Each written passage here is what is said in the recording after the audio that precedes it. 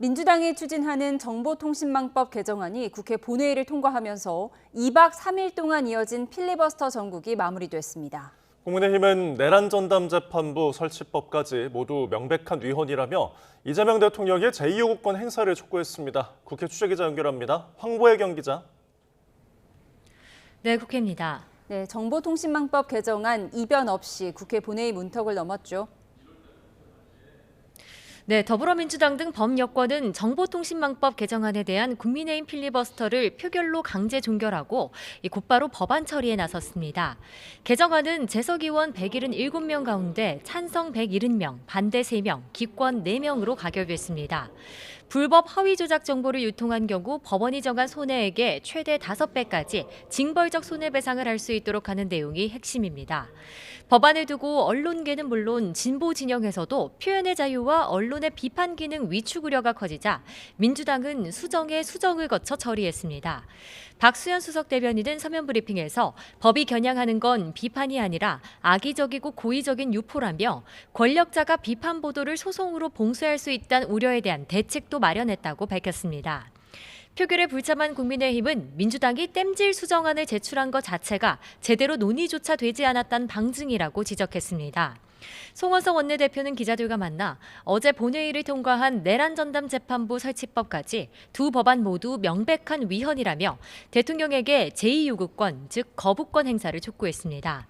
두 법안이 국무회의에서 공포되는 건 사실상 시간 문제인데 국민의힘은 위헌법률 심판 제청도 검토하고 있습니다.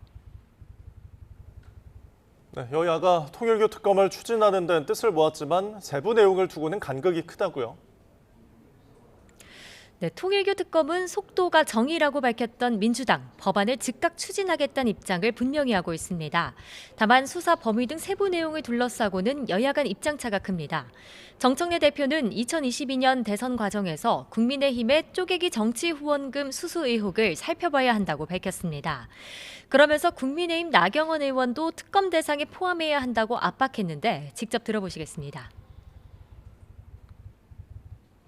나경원 의원님은 천정궁에 갔습니까? 안 갔습니까?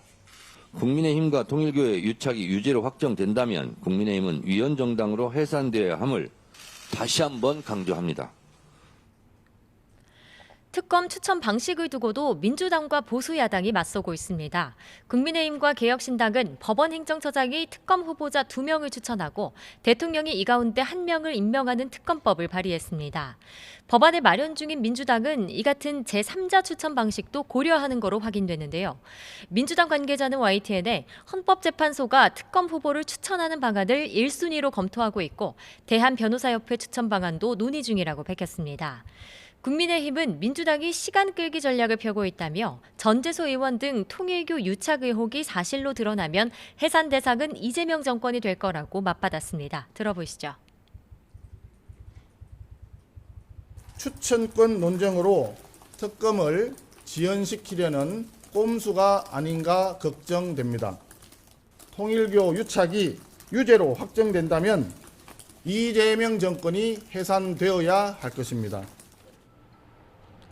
국민의힘은 또 민주당이 대북 송금과 서해 공무원 피격 사건까지 국정조사를 하자고 요구한다며 물타기하지 말고 즉각 대장동 사건 국정조사에 나서라고 촉구했습니다. 지금까지 국회에서 전해드렸습니다.